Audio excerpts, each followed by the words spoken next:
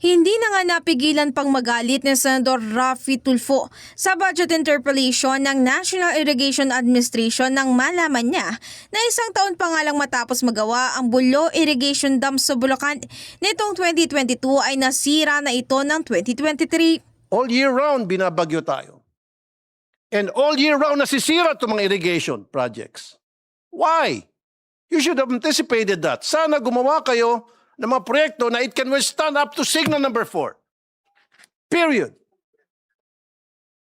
Bakit signal number 3, 4, giba?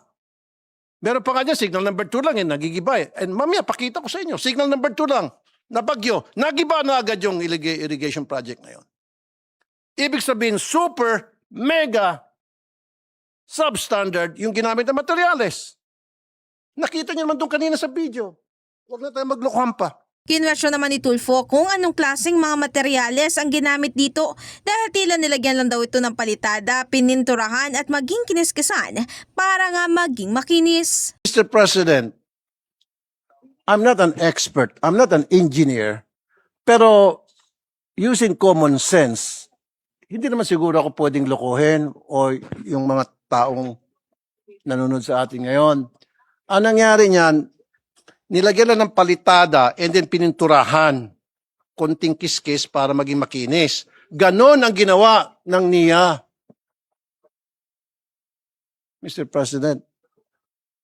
According to the NIA, it was not just palitada. There was actually a steel casement. So, I give you a challenge. Pupunta tayo, staff ka staff mo. Pag napatunayan, na patsi-patsi lang ginawa, someone has to resign.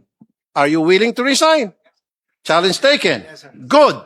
Ayon sa Senador, pupunta raw ang staff niya kasama ang staff ni Guillen sa lugar sa susunod na linggo para suriin ang naturang irigasyon. In the heart of changing lives, ako si Brigada Ann Cortas ng 105.1 Brigada News FM Manila, The Music News Authority.